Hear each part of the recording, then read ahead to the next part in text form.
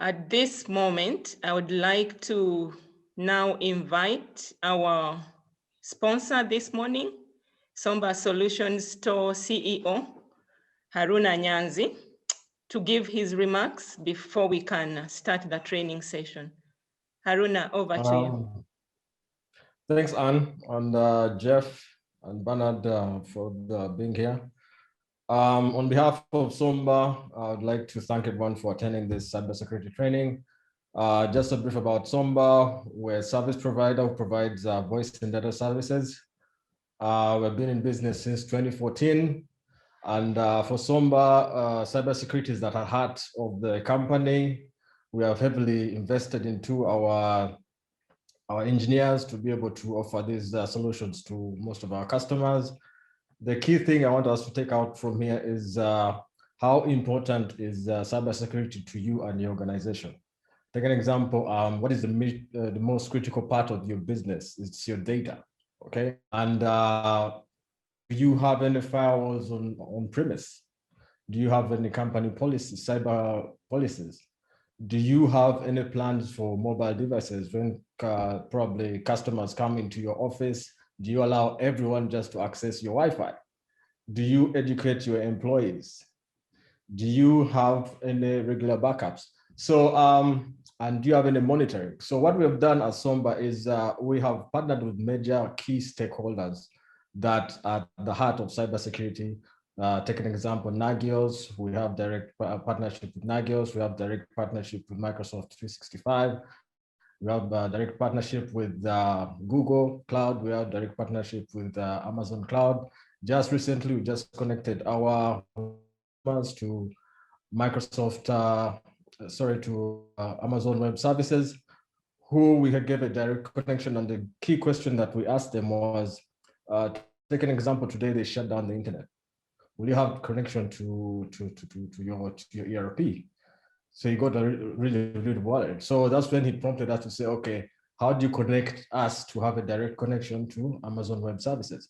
So all in all, the thing that I want to take away from this training is what policies are you enforcing for your company? It's not only for large enterprises, also for small and medium enterprises. The policies that you put in place drive your business. So in a nutshell of all that said, I wish you the best in this training, and I hope you take away a lot from this training. Over to you, Anne. Thank you very much, Haruna, the CEO of Sombha Solutions Store.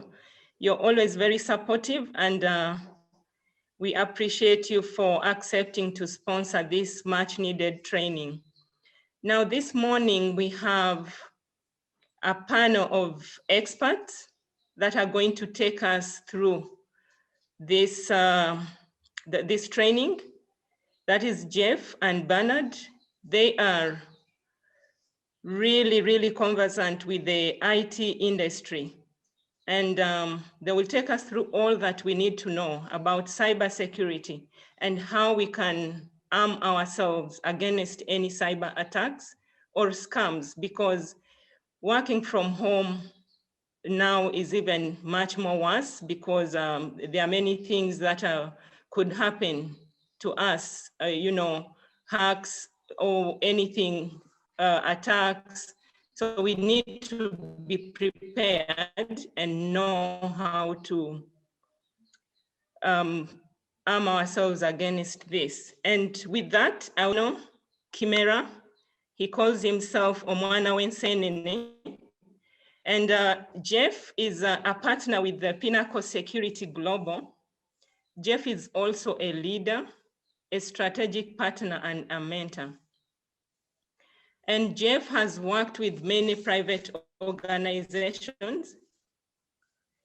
And after that, he joined the CIA and served in different continents, Asia, Middle East, East Mediterranean, as the operations officer. And thereafter, Jeff proceeded to work in Islamabad and Pakistan, serving as the Chief Intelligence and Security Officer for a company that was building the US mission there. In 2019, Jeff was here in Uganda. I think I might have met him. He was working with the Pinnacle Security as the general manager, and then went to Florida in 2020 to open up his own investigation company and to continue serving for the public good. I would like you, ladies and gentlemen, to welcome Jeff. When Jeff finishes his training, we shall have Wanyama, and then I will introduce Wanyama in a better way after this. So Jeff, over to you. Mr. Chim. Thank you very much, Ann. Thank you very much, everybody. It's a pleasure to be here. I am back in Kampala just for a few weeks, and it's great to be back. From a cybersecurity perspective, I'll go through here, and I want to demonstrate to you just how many of the hundreds of millions of people are impacted by cybersecurity and by cyber attacks. Ransomware, I think those of you that are paying attention to the global markets saw the oil industry shut down, or oil pipelines shut down in the United States, where they couldn't move oil across the continent for several days. Just an example that everybody is impacted by cybersecurity, whether you're a housewife working at home, especially these days working at home. It's a big impact on everybody. So what I will do is just try and give some background. There we go. Hackers care about money. There was a guy in the early 1900s or 1800s by the name of Willie Sutton, and he was a bank robber, and he was a very successful bank robber. And at one point, somebody asked him, "Why do you rob banks?" And his answer was, "Because that's where the money is." These days, where's the money?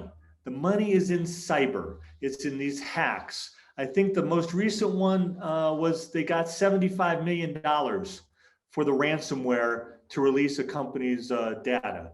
As the gentleman, Mr. Haruna, was saying, what's more important than your data?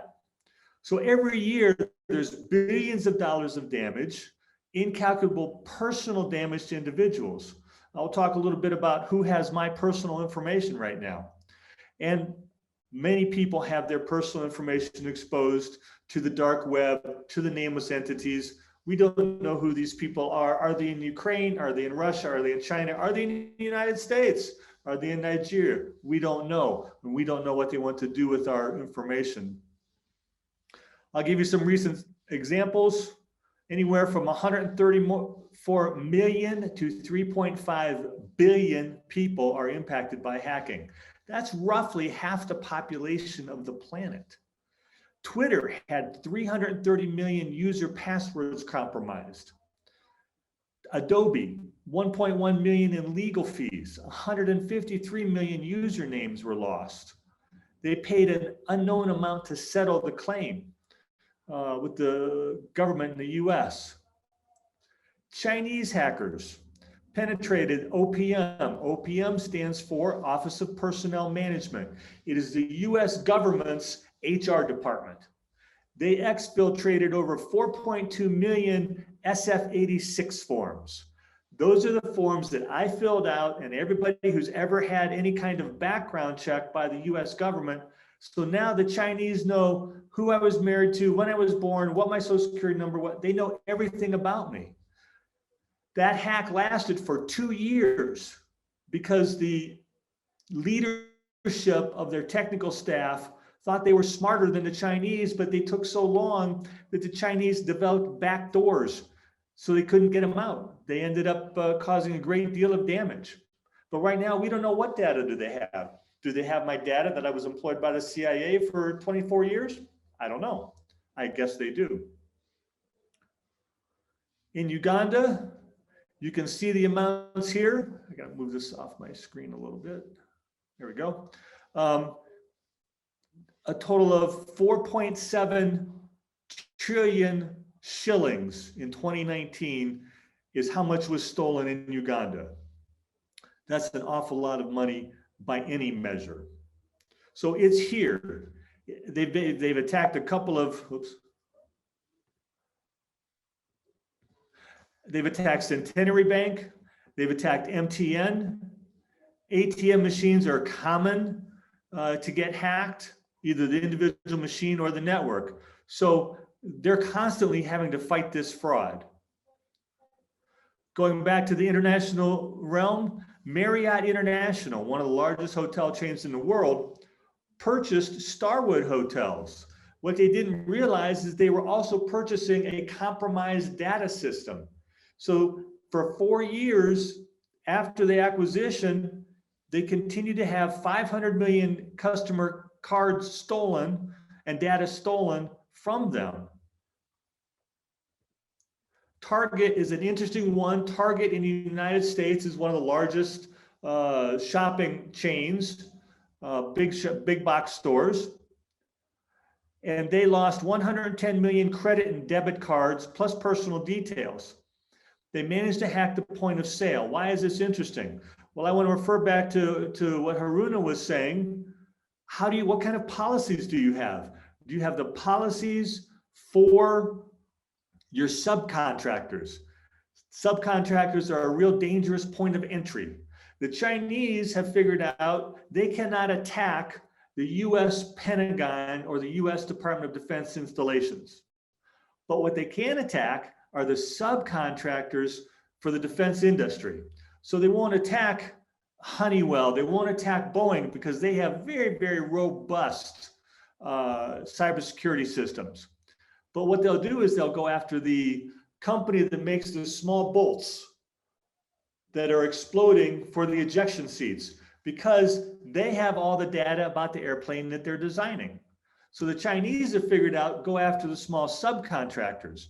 With Target, it was the air conditioning subcontractors had his credentials for Target stolen, and that gave them access to the Target point of sale system. It was a huge debacle for Target. It continues to damage their reputation today. And that's something else we need to think about as we think about the cost of cybersecurity. I believe the number is 50% of companies which are hacked 6 months later go out of business because of so much damage being done. So yes, it costs money to put in proper cybersecurity, but what does it cost not to do it? You're talking about US national security. In late 2010, fortunately after I'd retired, the Chinese dismantled the entire spy network of the United States and executed dozens of US spies in China. They did it because they managed to hack the system. And how do you recover from that? Edward Snowden. I'm sure most people on this webinar have heard of Edward Snowden. He took 1.7 million documents, top secret material, from the NSA and delivered it to Russia and China. He literally shut down the US government's collections effort, their technical collections effort against Russia and China for 2 years. So for 2 years, they could not collect as they tried to recover from this.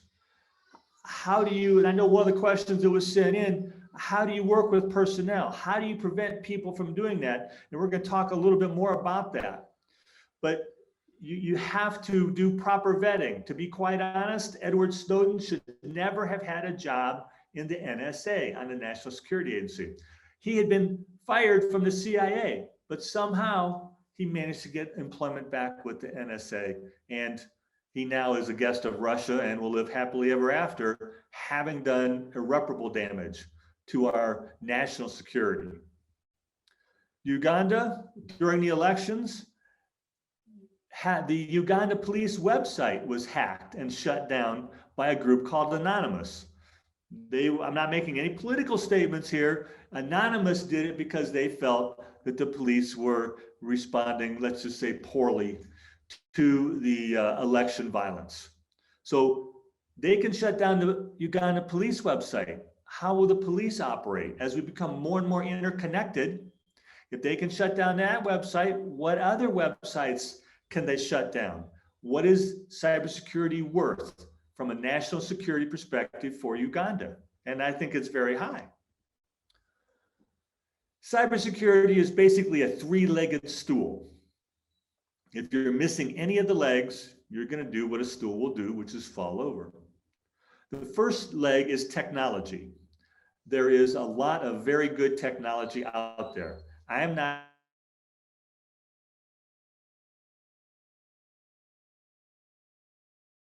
and I'm trained in a lot of it, but that technology advances so rapidly that I don't keep up with it. That's not my job. But there are lots of companies that do it. And the company that I am working with now, Cybersecurity Solutions, is one of the best in the US. We'll talk about them a little bit more in a minute here. Haruna mentioned already, policies and procedures. What are the policies for subcontractors? Again, Target did not mandate that their subcontractors use the same level of security that Target used, and thus they were hacked. So what are the proper policies? What are the policies for accessing the internet? What are the policies for taking data out? This is especially important as we're working at home. We have so many people working at home. Do they use their personal computer for their business? You should never intermix the two. I want to share some pictures that I took on my vacation. So I'm going to put them on a thumb drive from my personal computer, and I'm going to take them to the office to show people how much fun I had at my Kwanzaa. And then it takes the virus from my personal computer to my work computer. So what are the proper procedures for that? The third leg is, of course, people. People are the weakest link. We have egos, we have problems, we have issues, we want to be promoted, we're working hard. People are the weak link.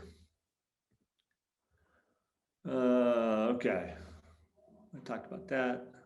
Yeah, the human factor. The human factor is the weak link. Between 60 and 90%, depending on who you're reading and who you're listening to, of all cybersecurity attacks are a result of a human failing. Sometimes it's intentional, sometimes it's accidental. I made a mistake, and we'll look at some of these mistakes. This is IBM's security intelligence note involving human error. Many of these are successful attacks from external attackers who prey on human weakness to lure insiders within an organization to unwittingly provide them with access to sensitive information. Ann said, and I've confirmed, I worked for the CIA. My job was to steal secrets and recruit spies. And that's exactly what I did. We looked for the right person with the right access, and then we found a way to convince him to work for the US government. It isn't necessarily a weakness, but that it all comes down to ego. Men and women, human beings, have egos. One of the easiest ways to penetrate a network is to create a thumb drive. And on that thumb drive, you write on the outside of it, salary increases for 2021. And then you drop that thumb drive outside the entrance to the business that you're targeting. Someone's going to pick that up and say, oh, I want to know who's getting a raise. Another possibility, thumb drive, it says pictures from Bangkok vacation. They're going to think, ooh, what kind of pictures do we have here? They're going to take that thumb drive and stick it in the nearest computer. The size of a virus is exceedingly small. It's about 75 bytes just to get set. And then it opens a back door, it does what it does. And humans are the biggest weak link there. What creates a candidate? Well, you can have disgruntled employees. I know that was one of the questions that came in. You can have an employee who was overlooked for a promotion. He felt he wasn't being treated as well. I think sometimes in some parts of Africa, you can have some tribal differences, I'm not pointing any fingers, but you can have differences amongst people where they feel that they've been overlooked. They're being mistreated. They're being segregated due to their race, their religion, their family origin, their education, any number of things. And all it takes is one person to identify that person and say, I know that Bill didn't get promoted and he's unhappy about it. How do I know that? Well, he probably went out on social media and said that. He might have gone on his Facebook page and sent a message that says, I hate my company, I hate my job, they're treating me so badly. And once it's on social media, there's no taking it back. And you have people who scan social media looking just for that. Or they'll look at a company. I'll use Pinnacle Security. Maybe they want to penetrate Pinnacle Security. So they'll monitor their Facebook page, their Twitter postings, and see what comes up. See who they can identify. Can they identify an employee that was very unhappy for one reason or another? Didn't get the raise they wanted, didn't get the promotion they wanted, they got assigned to some terrible job, they're working that, whatever the reason may be. They're feeling misused. So that human factor is a big, important problem. Financial problems. Gambling is a big problem. Divorce is quite expensive. So people have financial problems, marital problems, substance abuse problems. Substance abuse problems in the US is huge. You have legal substances that they abuse, like alcohol, and then you have the illegal substances that they abuse as well. And that all feeds into ego and weaknesses that can be exploited. And social media makes it easy to find these candidates to go after. One of the reasons when I was in the CIA, they really didn't want us to have social media accounts. And they still don't like that. You can have negligent employees. I'm not sure if you remember, the Democrat National Committee had his email hacked. It was a spear phishing email. And it came from googlemail.com, and everybody looked at it and said, yes, we need to change your password. And then they went to the link that googlemail.com sent them. The only problem is there's no such thing as googlemail.com, it's Gmail. But none of these really smart people picked up on that. You also have people who are doing their job as best they can. You have sales representatives. I'm going to pick on Ann because I like her. Imagine if Ann receives an email that says, I'm attaching my application to become a member of the American Chamber of Commerce. Thank you very much. She's going to open that. That's her job. But how does she know that that does not have a virus embedded in it? She doesn't. Most of the time they won't because of the type they use, but that's one of the things that sales reps do. Or someone just sends a Word document that says, I'm attaching my order form. This is what I need to have. Please deliver it as soon as possible, and please advise payment instructions. There's not a sales rep out there that is not going to open that document. That's their job. So the system has to have ways of screening out possibly malicious emails, as well as the training of people on how to spot them. Police officers, imagine someone emails a document to a police officer or to a police headquarters or whatever the proper term is. And it says, I'm attaching pictures to show that this crime happened in my backyard. What police officer out there is not going to open that document? They're going to open it, I guarantee you. So how do they filter out the potentially bad ones? How do we train people to say, okay, wait a minute, I don't know the source of this, so I'm going to run this through the IT staff and let them take a look at it before I open it. But these people think they're doing the right thing. They think they're doing a good job, and it is their job. So we have to train them and support them. These are just some of the examples of what happens over the internet. And these, of course, they come from Uganda. You have human trafficking here. And human trafficking is everywhere. Don't take that wrong. But human trafficking is everywhere. Everybody has to worry about their child. Everybody wants to protect their child. I want to protect my friend's child. I want to protect my child and my grandchildren. So this is important for us to be aware of, and this is in the news that there's human trafficking. So when you get a warning like this that comes over the internet that says, we have detected sex offenders in your neighborhood. There are child predators in your neighborhood. Click on this link to learn more about who they are and what you can do to protect yourself. I can assure you, this is a scam. This is going to take you where you don't want to go, but what mother or father is not going to click on that link to protect their children unless they've been trained on how to spot them. One of the easiest ways to do it is you put your cursor over the link, and in the bottom left side of the screen, you should be able to see where that website is taking you, or where that link rather is taking you. And if it doesn't look normal, don't go there. You shouldn't go there at all to start with without having this reviewed. And as I said, we all know sex trafficking is out there. We all love our children and our grandchildren and our friends' children, and we want to keep them safe. But if you click on this, you're going to be inviting a virus. A couple of additional factors. Pornography sites are rife with computer viruses. They are full of them. They're the COVID, what the Wuhan lab is. So stay away from pornography sites. Have good, solid policies. We talked about that against any employee going to these websites to prevent the virus from getting to you.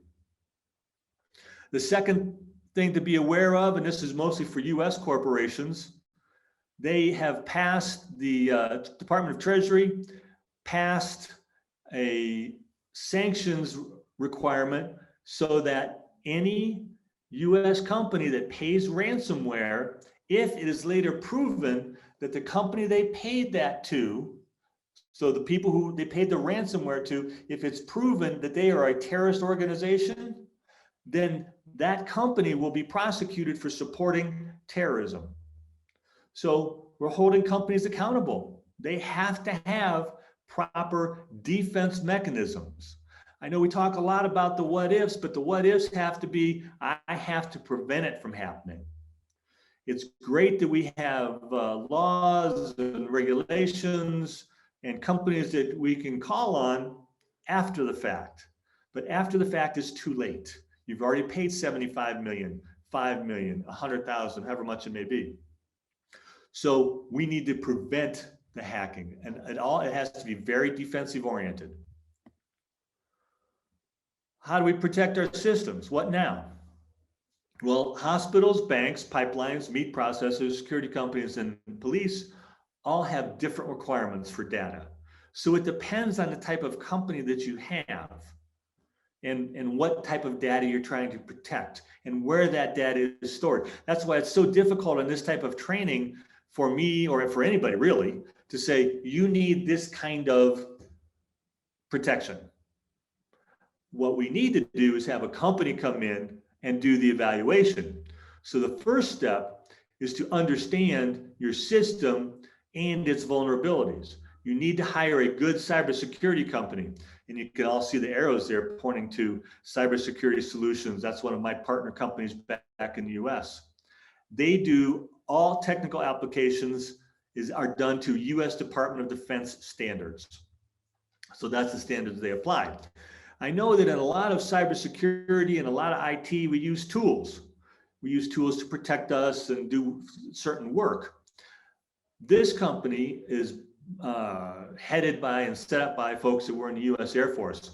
The US military don't use tools. They have people and they use their brains and they say, go hack into that system. And that's what the CEO of this company used to do all over East Africa and Europe. His job was to show up, park outside the base, the military base, and hack the system.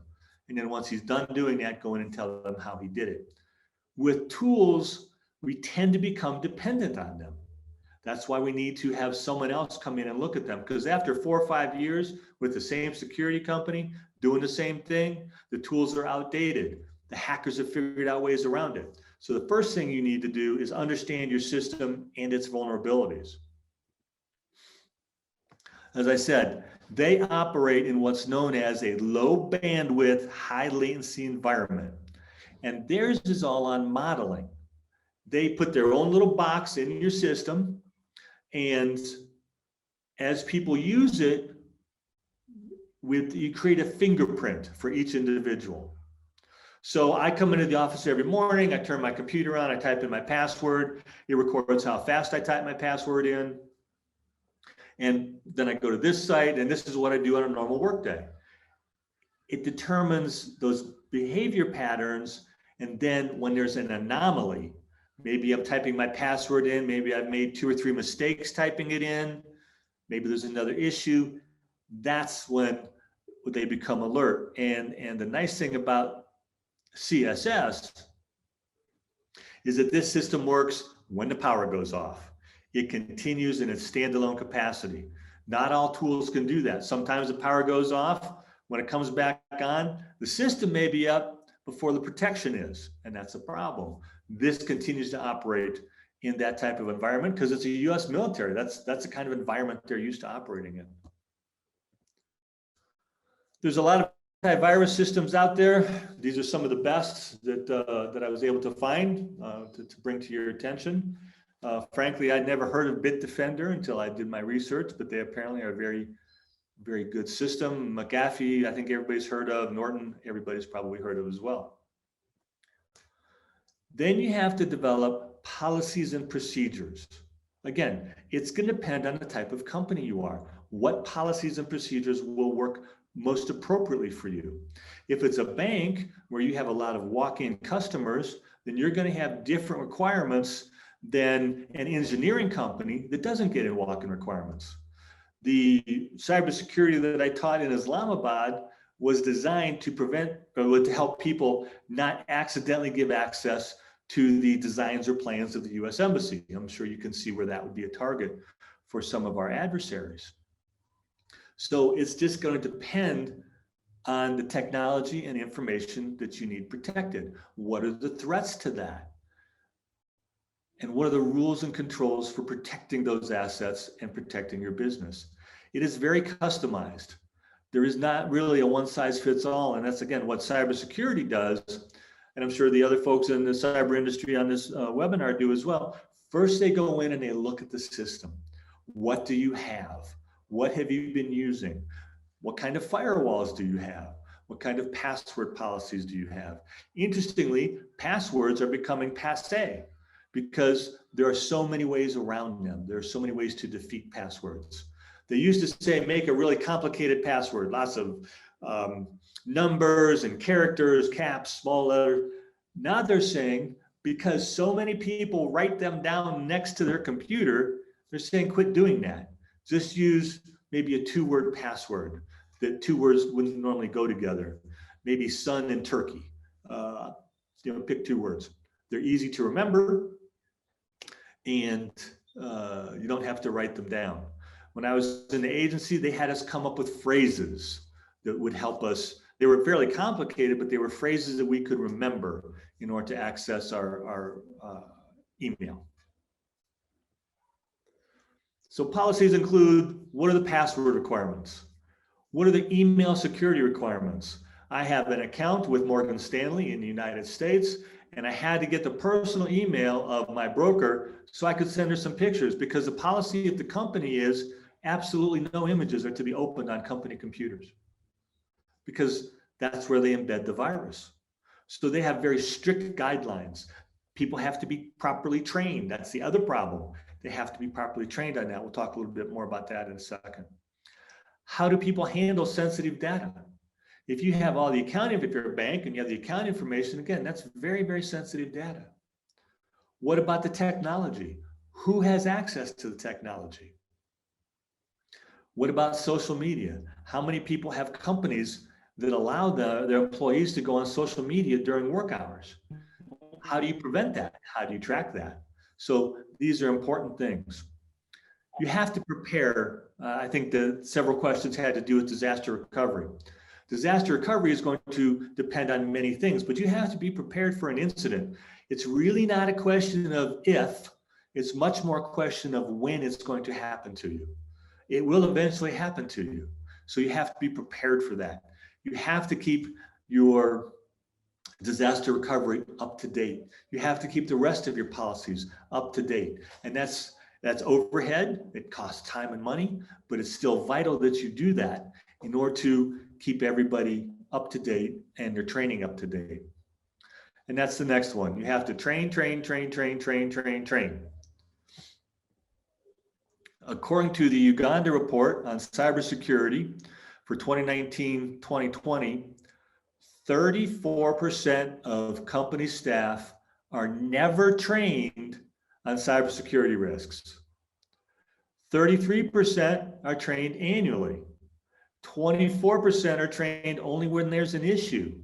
So basically, 91% of the companies and employees in Uganda have minimal to no training.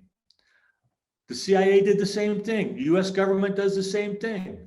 You have once a year cybersecurity training. Everybody, hey, you have to go on the computer. It's done online.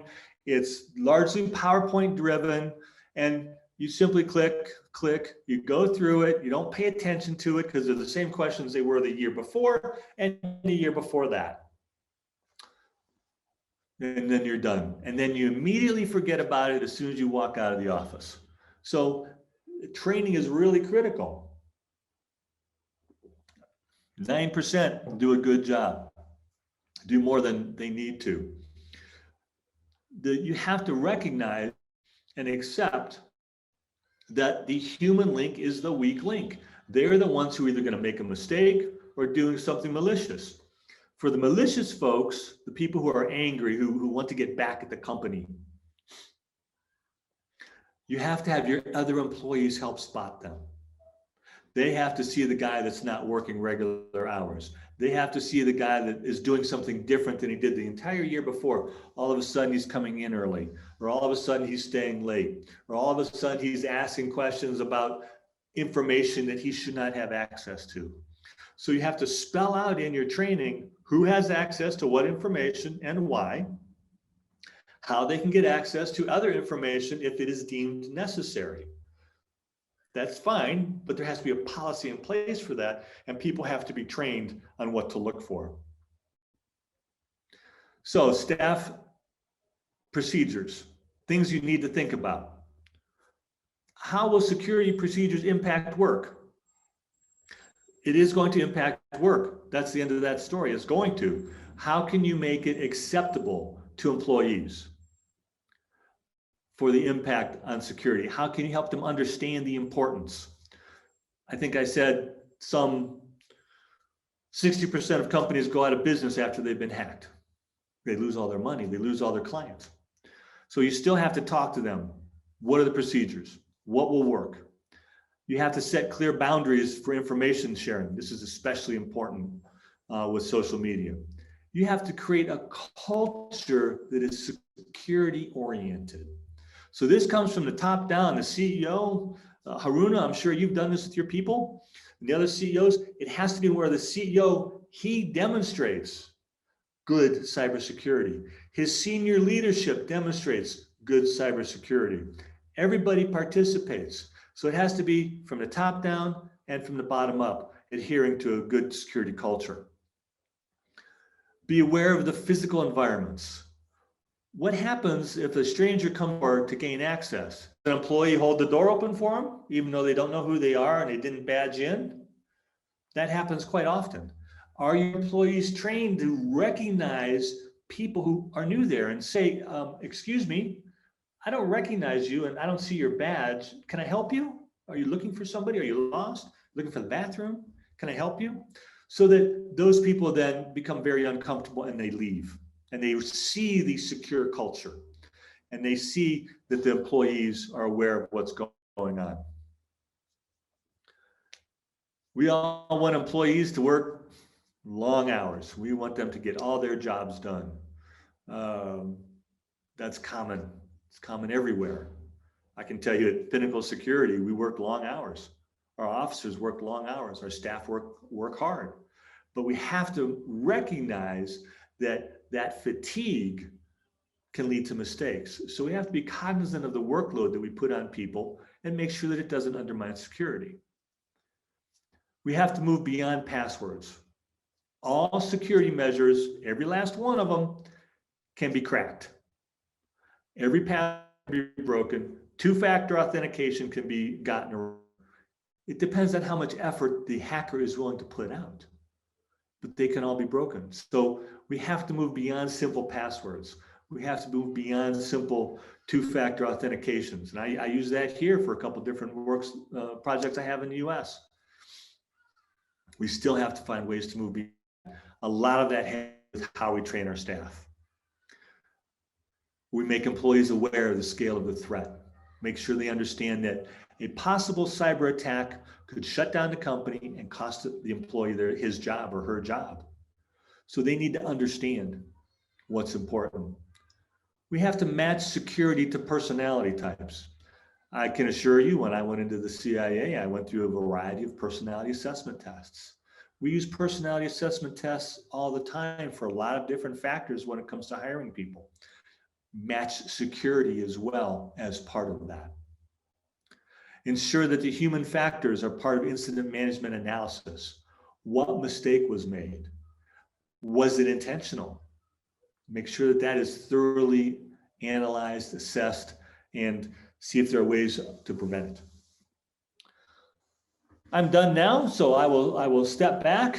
That's my contact information on the left in Florida, and on the right is Pinnacle Security Limited here in Muyanga, where I'm currently happy to be sitting. Thank you very much.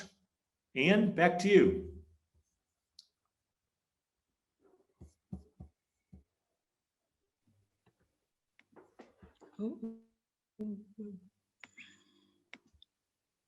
Hello, thank you so much, Jeff. Technology is messing around with me. Thank you for taking us through all that we need to know. So I believe that those who are logged in here right now have already picked out, but the most out of all, I think, is to have policies and procedures in place and to train the users so that they are armed and they know what to do in case of any attacks. But the most important is to prevent this from all happening. So you need to train them ahead of time to avoid all those incidences. Right now, I would like to invite our next trainer. That is Bernard Wanyama. Bernard is someone that I have also met in Toastmasters, public speaking environment. And he is the founder and managing director of Signtech Associates Limited. And currently he's the president of Intinda Toastmasters Club. Bernard is a cybersecurity and digital infrastructure expert. He is also a seasoned IT expert with a strong focus in the IT service delivery, cybersecurity, information security, and systems integration. He is a former IT service management person at Barclays, which is now ABSA, and also Bank of Africa. Ladies and gentlemen, I don't think we could have any other better person to now take us through another session of what we really need to know in terms of cybersecurity.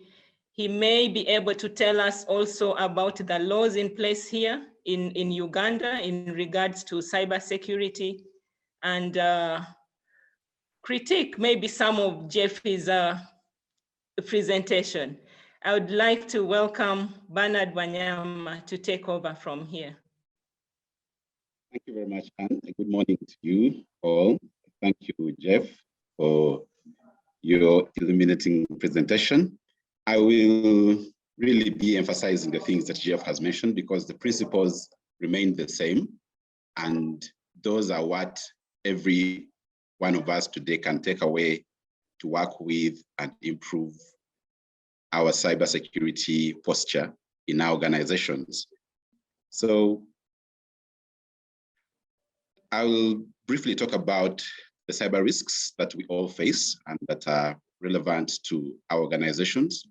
I'll give you a practical approach, which I believe can help each and every one of us at a personal level, but also at organizational level to respond to these risks.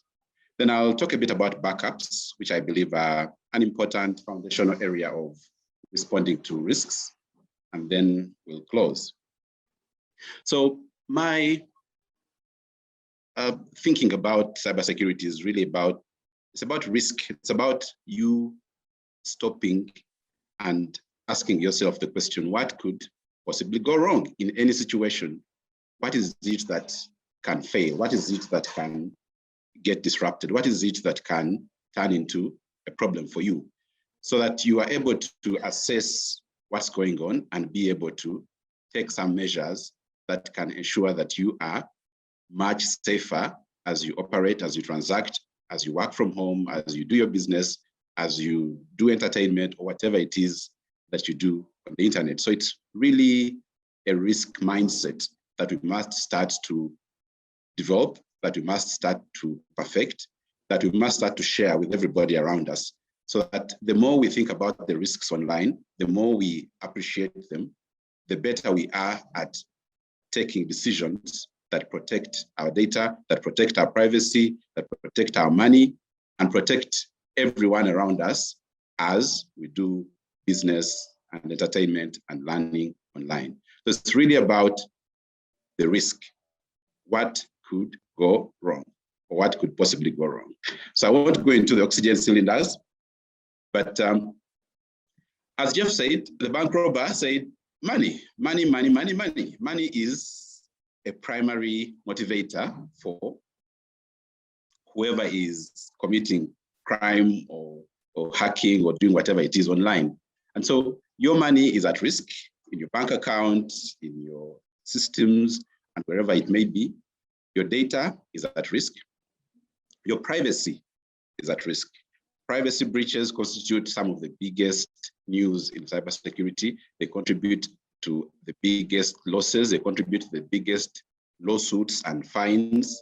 And you really cannot escape privacy as a key issue, because every time you collect personal information, you have an obligation to keep it safe.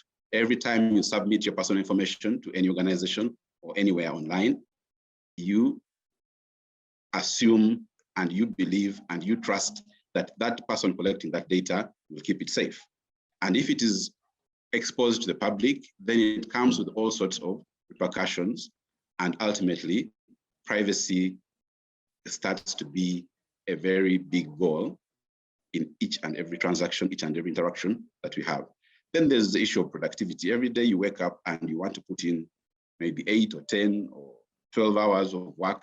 And if something or anything disrupts that, if your laptop goes missing, if your laptop can't boot, if you have ransomware, whatever it is, if you cannot work, if you cannot deliver, if you cannot be in a meeting like this, if you cannot submit a report, if you cannot earn your salary by delivering whatever it is, then there is a huge problem. And so cybersecurity incidents that disrupt productivity contribute to huge losses and make it a key issue for anybody whose operations depend a lot on information systems or IT systems or computer systems. And then there's the issue of your reputation as an organization. We've seen a lot of organizations like Facebook, Google, and others taking hits because of their inability to keep their user data safe, inability to keep private information safe. And there's going to be more and more and more reputational damage to organizations whose business model is primarily around collecting and processing information. And well, down there is ability to pay for goods and services. Those of you who live in Uganda, you know that when you cannot reload your prepaid electricity called Yaka, then you start to have a lot of issues. You start to feel stressed, you start to feel sick, especially if it is 10 p.m. in the night and you've bought some units and you haven't received the confirmation SMS, and the hacker is on 1 kilowatt remaining and it's counting down with those beeps that you all know. But that represents our dependence on information systems and our increasing vulnerability to any risks or any disruptions that can arise from those information systems being unable to serve us. So it could be a utility bill, it could be medical service, it could be insurance that you're trying to redeem or trying to verify before you get treatment at a medical service provider. And so we have to take all these considerations together and use them to help us understand what kind of risk we are all facing on a day-to-day basis. So this is a newspaper clipping from last year. This is our CID director, Jeff. This is our equivalent of the FBI director. And, she saying that 11.9 billion, Jeff was talking of trillion. If it was trillion, we would be bankrupt as an economy. So luckily, or maybe not luckily, but it's billions that are being lost. But the reality behind this is that there's also an underreporting of incidents. So many people who are affected by online fraud or online crime do not come out to disclose and report this to authorities. And so there is a huge level of underreporting of incidents. And so the problem is much bigger than it appears to be. Well, this is from last week, Daily Monitor. And I'd like to just highlight this Rwanda equity story. And basically, this represents a triumph in terms of the criminal justice system being able to take on sophisticated hackers. So these hackers who are arrested in Rwanda are actually a very advanced gang that is based out of Kenya.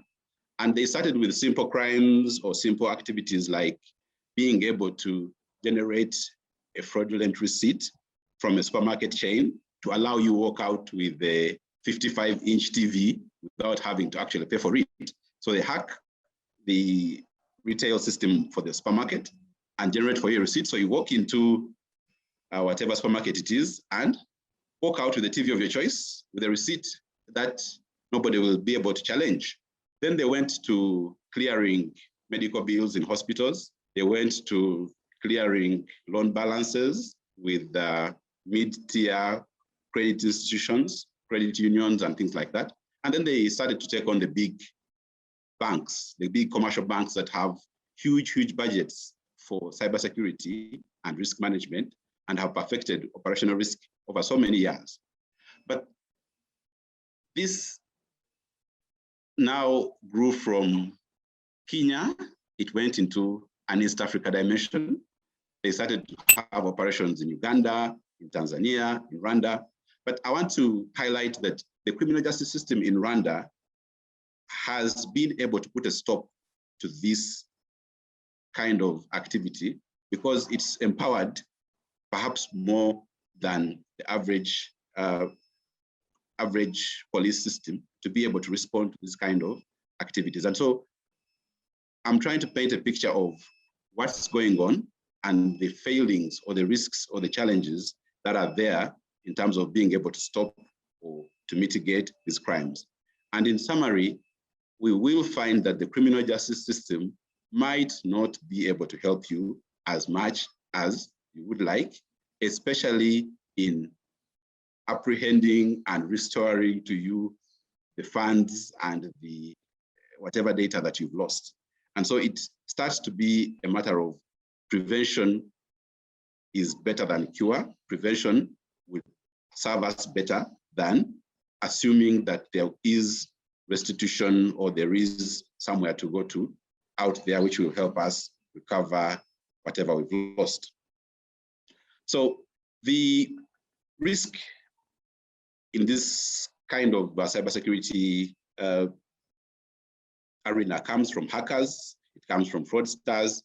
And I want to mention something about our culture and our social disposition in Uganda and maybe in East Africa. I mean, this is one of the few places in the world where people expect to win awards or win prizes in competitions that they have not actually entered in the first place. And so fraudsters use this a lot to capitalize on the gullibility of ordinary people and rob them of their little money.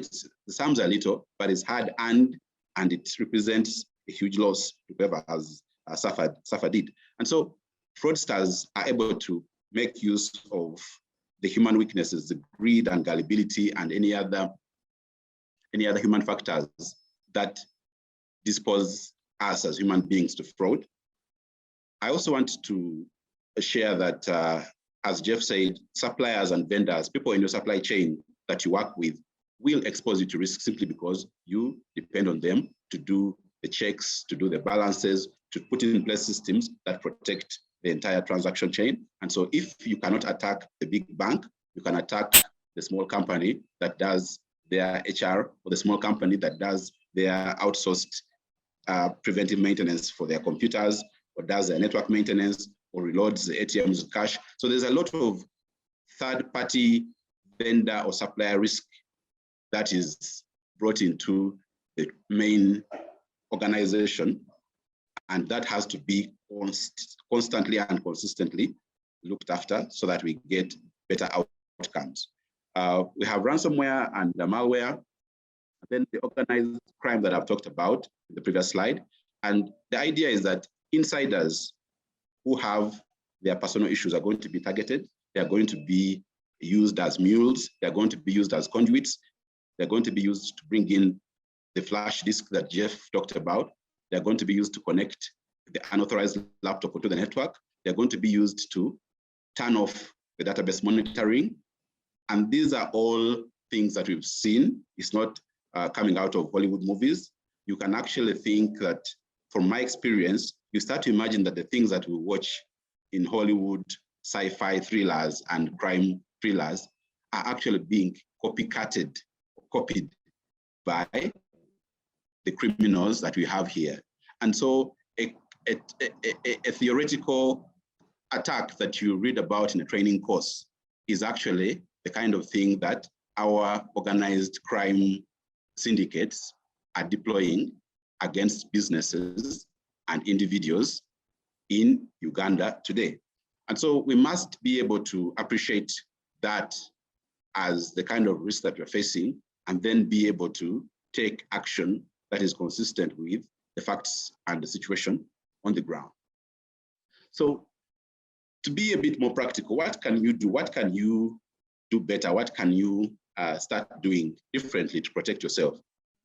And so the number one point that I'll always emphasize is that we need to think risk, be able to appreciate risk in whatever scenario, whatever transaction, especially if there's value for you. I mean, if you have a bank account that has a lot of your savings or a lot of your money that you use to transact your capital, whatever it is, you really want to protect it. If you have a laptop that contains allows you to work and be effective and earn an income, you want to protect it. If you have a phone that allows you to be in touch and allows you to pay your bills and run your accounts and be in communication with your friends and family and your suppliers and your customers, then you want to protect that. And so being able to think about the risk in the first place is very, very important. No magic bullet in form of a superb software or a superb consultant or a superb methodology can replace the importance of thinking about the risk. Risk, it all starts with risk, and that allows us to make the right choices and the right responses. And then when you think about risk, I think the next logical step is having a plan that is well thought out, a plan that is practical, it's appropriate, and allows you to have an idea of what you're going to do to protect yourself before you need to actually protect yourself. So it's really a matter of when and not if. And so we must be able to protect ourselves, account for what will go wrong before we actually get into that kind of situation. So having had time to sit down and account for the things that could go wrong in your organization, it could be your backups, it could be your PCs being stolen or being unavailable, your network going off, your data being wiped out, or ransomware taking over and asking you to pay up. What do you do? Who do you turn to? Where do you go? What's the plan B? And a practical response like that allows you to have an idea of what should be done next when you face the issue eventually. So primarily, you need to know where your data is. You need to protect your data using strong passwords. Have a security app that works. There are great free choices. Jeff mentioned some top antiviruses, but there are also things that you can use without a small budget. Sophos, Kaspersky, Bitdefender, Microsoft Defender. And then it's important to take regular backups. No great software will save you if you do not have a backup. It just can't work. No great consultant in the consulting field in cybersecurity will really do a good job for our clients, but we cannot help anybody who has no backup. We're not, magicians or wizards, and that goes for everybody else in the industry. Nobody can help you restore data which you didn't have backed up in the first place. So take a backup. Stop now and take a backup of important files on your computer. Put them in the cloud. Put them somewhere else. Buy an external disk. Find somewhere else far away from your original or your live environment, and have a backup, a fallback position. That's the only thing. Maybe we could mute our mics, please. Everybody mute.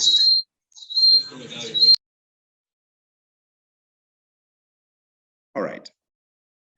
So if there's just one thing that you take away from this session, is to take regular backups, and a backup that is not in the same place as the original data.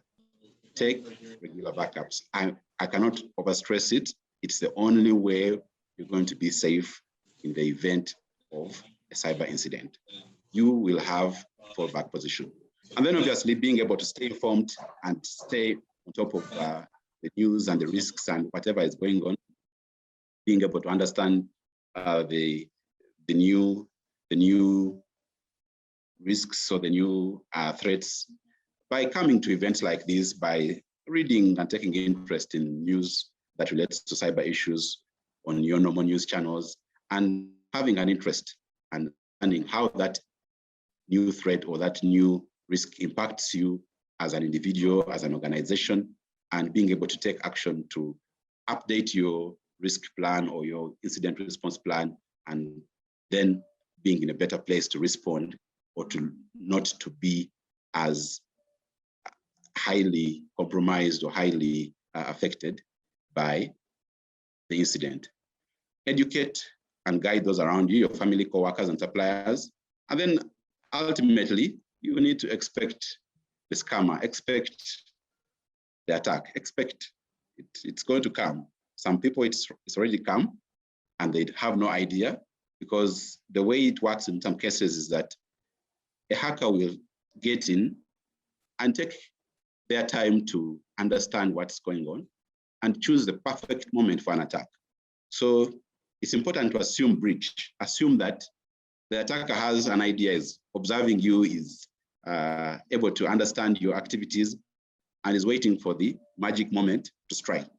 So do not assume that attackers are out there and you're in there, and maybe when they come, you will see them and then you will take them on, or you will react or respond.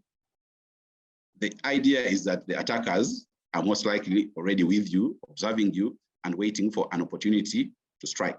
And so that means that you have to behave as though you are under observation, behave as though you are under attack, and behave as though you are facing the risk head on, and it's just a matter of time for it to manifest. So the idea of backing up your phone or smartphone, in the chat, I didn't have ideas on how to back up a device, the hardware. Can you guys just give some suggestions? How do you back up your device? How do you back up? How do you ensure against your smartphone being stolen? And what's the backup for that? SIM card, I could say you replace it, but if you are unable to travel back to the country where your original telecom company is, then it might be difficult. And so you could be cut off for a while because of physical travel restrictions and all that. Your contacts can be backed up in your Google account if you're on Android, or an iCloud account if you're on an iPhone, or whatever other device that you have. But the idea is that you need to be able to take a backup of your contacts. Your messages can also be backed up using synchronization tools. Photos and videos are really important, and they are critical to most of us. There are free tools like Google Photos, like iCloud, like Dropbox, like OneDrive. And I think we can all make use of these. I mean, there are advantages and disadvantages to using cloud services for backups. But the point is, it is better to have a cloud backup than have no backup at all. Some of us have one-time passwords and login codes that are attached to our phones. And it's important to understand that if you lose your phone, you might lose access to your account. If the OTP for your online banking, if that SMS that you receive when you try to log on comes to your mobile phone and that phone is stolen, then you might not even have an opportunity to replace the phone because your money is in your account and you cannot get the money out of the account to buy a new phone. We cannot get money out of the account to do anything else. And so being able to have a backup set of codes or a backup place to receive your OTPs or your login codes is very, very important. It happened to me for about 48 hours. My phone screen went blank and I couldn't do anything. And I had to go and sit myself down in an arcade in a mall in one of Kampala Road and get my screen replaced. But for those 2-3 hours, I felt helpless. And I realized that if my phone is out of my hands for whatever reason, then I'm disabled. I'm not able to function in terms of transaction and messaging and being able to work. And so the phone is important. Backing up your data on your phone is important. Let's look at the laptop now. Physical laptops, hardware security, you need to consider insurance, especially for our colleagues who have high-end laptops like MacBooks or iPads or whatever it is that are really valuable. Consider insurance so that you are able to have a starting point to replace the hardware.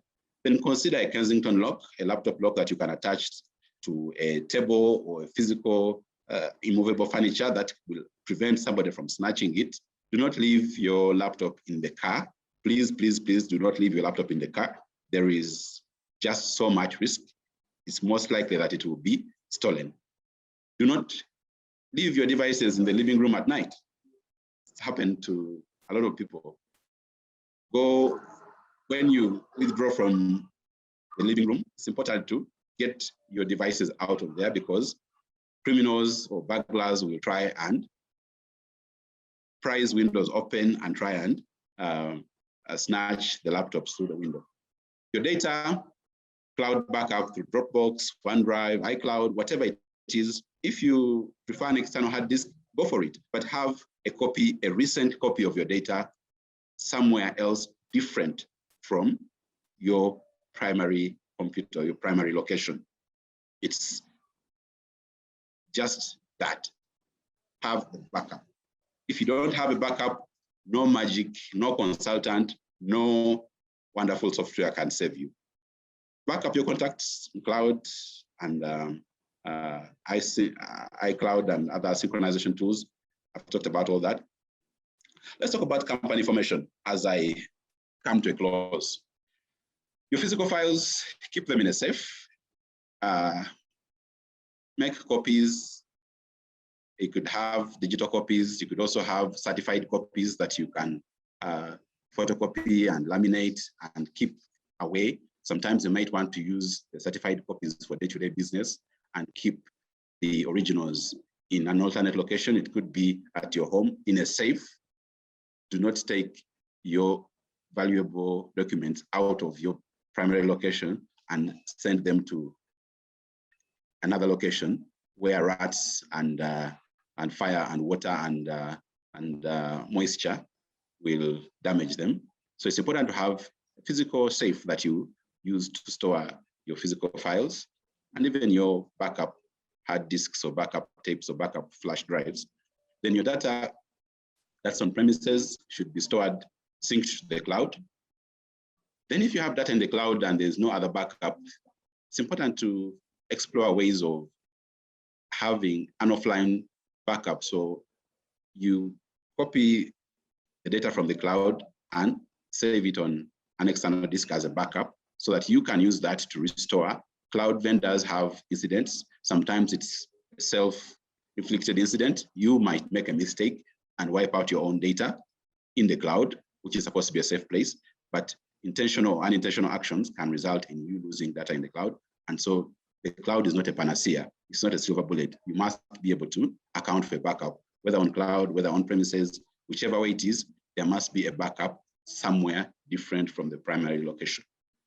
A lot of organizations have CCTV footage and depend upon CCTV footage to investigate incidents and resolve conflicts or whatever issues there are. It's important to have a backup of the CCTV footage before you need it. A lot of times, organizations want to find CCTV footage that has since been deleted, that was not recording in the first place, that was, all sorts of stories come up, and it's important to account for that kind of situation. CCTV is a good control. It's a good security measure, but the footage must be backed up independent from the primary location, because burglars and thieves and robbers have been known to take the DVR or take the CCTV equipment with them after they orchestrate the crime. And so it's important to understand that your CCTV footage needs to be protected if it is to be of value to you. All right, we talked about the physical documents, laminate the originals and store them in a safe and be in position to restore when you need them.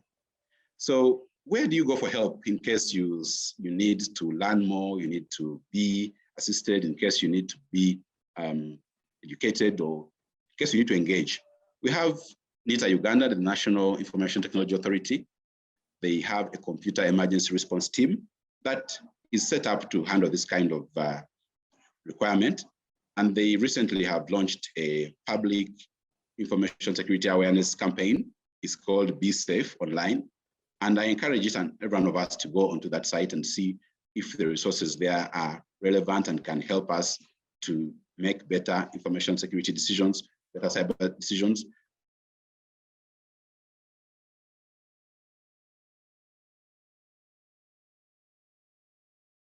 Any other people who might not have an appropriate level of understanding of security issues. So it's a resource that we need to make use of. They have gone on radio, they have gone on TV, there are YouTube videos, and I would really encourage each and every one of us to make use of that resource. There is also the Uganda Communications Commission Computer Emergency Response Team, which is primarily geared towards helping out with the issues that are faced on the telco side. And so if you have an issue coming through your mobile phone or through an SMS or whatever, the fraudsters that call you and claim that you've won a prize and you need to send 20,000 shillings in order for you to be cleared or whatever it is, please contact the UCC Computer Emergency Response Team. There on the UCC website is quite easy. Then in terms of ransomware, as I was talking a few minutes back, ransomware is a big issue, and the US government is making moves to mitigate that risk. And they have a good resource at their CISA.gov website. Please visit it, because the idea is that ransomware is going to affect each and every one of us at some point, and it's important for us to be prepared, to be able to understand what it means to be exposed to ransomware, and how do you avoid getting exposed, and how do you come out of it if you are exposed. So as I close, it's important to think risk all the time. Take an inventory of all your information, your hardware, your software, and your credentials, your passwords. Where are your passwords? Are they saved in your browser? Are they saved some paper? Where is your data? Where's your hardware? Where's this, what software are you using? Take backups and test them regularly before you need them. It's important to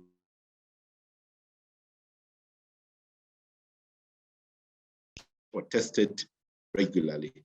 Dedicate time, dedicate resources, sign a contract if you need to for somebody to come in and do backups for you and test them so that you have a fallback position, you have a safety net, because if your organization depends on up-to-date data, up-to-date systems, up-to-date information, you are running a risk if you do not have backups. And if you cannot do it yourself, find somebody who can do it for you and make sure that they're able to do a good job, because you are the one who knows what kind of data you need, what kind of information you need, what's important to you, and you are able to make a decision on what to back up and what not to back up and how frequently. Education, education, education is important. We have situations where education is left to staff and management, but boards of directors or boards of governors have no idea about cyber issues, and they come in as incident response. So before you suffer a cyber incident, engage the board so that they're able to understand that as part of operational risk in the organization, cyber ranks highly or even #1.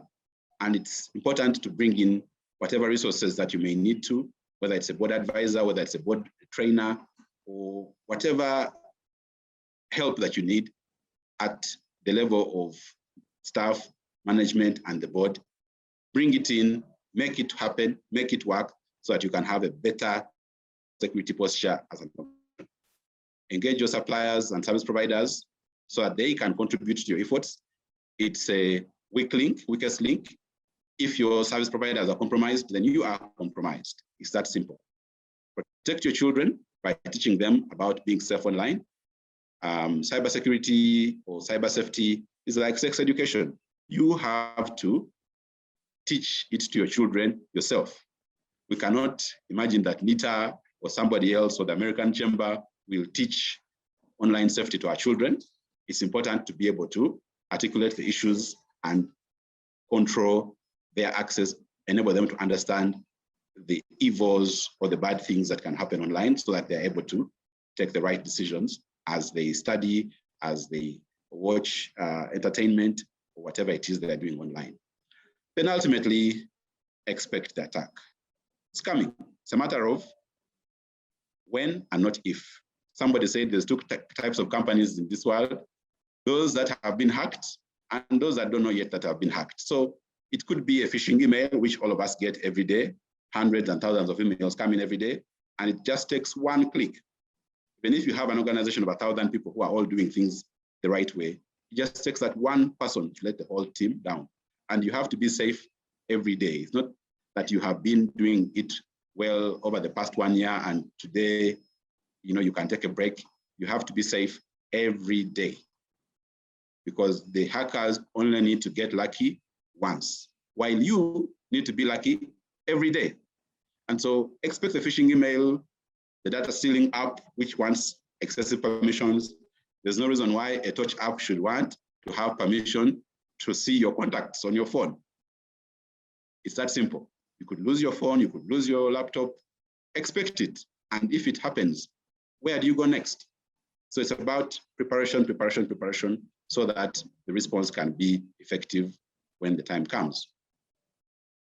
So I'd like to thank you so much, and I leave you with the idea that it's not a matter of if, but rather when. It's important to be prepared. Thank you so much. That's my email address and Twitter handle. I'm ready and available to engage with you. Thank you so much. Thank you very much, Bernard, for that very, very informative session.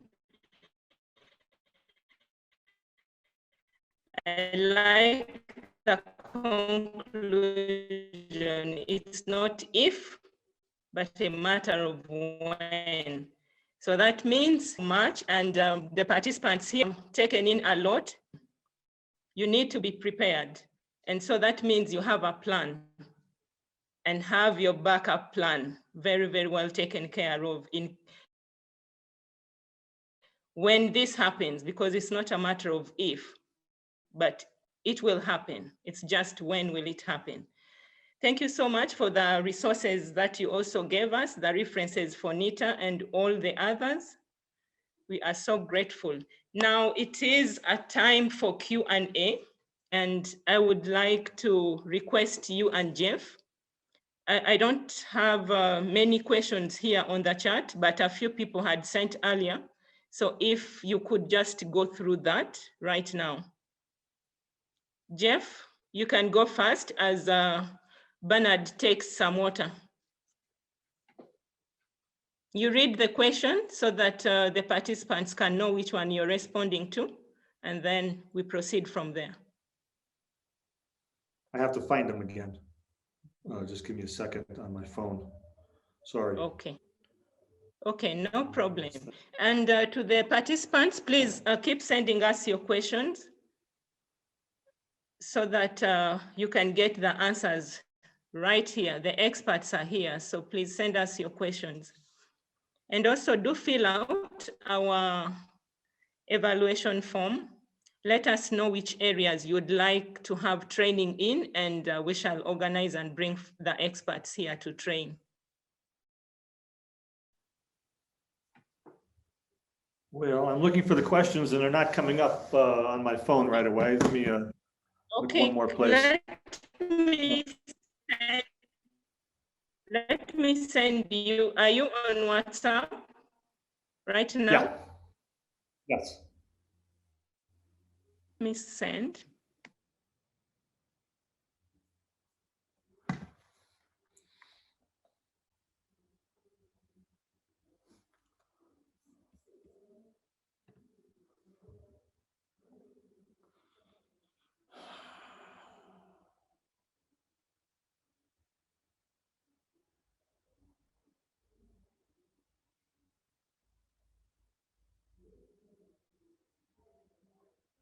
Yeah, I'm not finding them. Okay, did you send it on WhatsApp? So maybe I could start. There's Sure. Okay, so You start. okay. Well, okay. Sorry, give me a moment. Okay. The first question says, what are the top cybersecurity concerns our face today, especially that we're in lockdown and most businesses have resorted to working from home? Top cybersecurity concerns for our businesses today. Jeff, you want to take that? I think that it will be the same. I think every security company needs to go back to the things that you and I have discussed, which in this case is going to be, if people are working remotely, what else are they doing on their computer at home? Are they going grocery shopping, going to Amazon? Are they going to different websites? Is there a possibility that that computer could become infected and then they use that computer to connect to the company network? So that is going to be a big concern. Is it a personal computer or is it a company computer used exclusively for company work? There's this thing called an air gap. I'm sure you've heard of it. It prevents the linking of outside networks with internal networks. With everybody working remotely now, or so many people working remotely now, that air gap is basically gone. So the companies need to be sure that as people are dialing in, they're dialing in through a proper firewall. And they're dialing in and that their connection is being properly assessed by the IT network, by the cybersecurity network as they come into the system. That would be the number one concern for me, for everybody working at home. All right, so I would also like to add that the idea that the bad guys are outside the network and the good guys are inside has stopped to make sense because everybody is now working from everywhere. I'm dialing in from, I'm not at home, I'm in a cafe near home. And you know, I cannot work from home because my wife is working from home. But the idea is that you now have to cater for your data, your employees, your systems being accessed over the internet everywhere all the time. And so there must be a new thinking about where the risk is coming from. Traditionally, you think bad guys out, good guys in, we put a firewall, we are okay. So you now have to authenticate the end user. Are you sure that Bernard is who he is? So how do you prove that? He has a username and a password, that's fine. But maybe let's add another factor of authentication. Let's have maybe his phone receiving an OTP SMS so that he's able to verify the code that has been received, so that we can have a higher level of confidence that is actually Bernard that is dialing in because he has been able to respond with the challenge, not just a username and password which can be stolen. And then being able to account for your data being stored anywhere and being accessible anywhere, and so being open to theft and interception. So if my laptop is stolen right now, my data that is here has to be protected even when it's out of my hands. And so things like encryption for laptops or for mobile devices, mobile phones, has to become a priority. It's no longer a nice to have, but it's important to now have it and use it to protect your organizational data, to protect your customers' data, because a breach no longer has to be done through the main data center. A breach can be done through the laptop or the device of an employee who has access to that particular information that is needed or interesting to the hacker. So being able to think around the risks more deliberately and take action is very important. Do not start with the solution. Do not start by buying a firewall or by buying a security software. Start by understanding what risks you have and then making decisions based on the risks that you have identified and perhaps bringing on board an expert to help you clarify them and make them more well-defined in terms of the technical issues and the roadmap that you want to follow. So the next question is, let me has the government of Jeff? Yeah, let me look at, I've got the questions in front of me and I'm going to read off two of them because they're very related. All right. On your list, Bernard, it's number 3 and number 7. Is a rogue IT a common security threat? If so, how can it be addressed? And a very related question, how can the risk posed by employees, including education training policies regarding internet device use and employee turnover risk, be addressed? These go to what we refer to as the insider threat. The insider threat is what I used to exploit because it's very real. And we have to a large degree, assume that even inside, as Bernard was talking earlier, even inside the company, people have issues, people have problems. That's where the vast majority of both mistakes and malicious actions come from.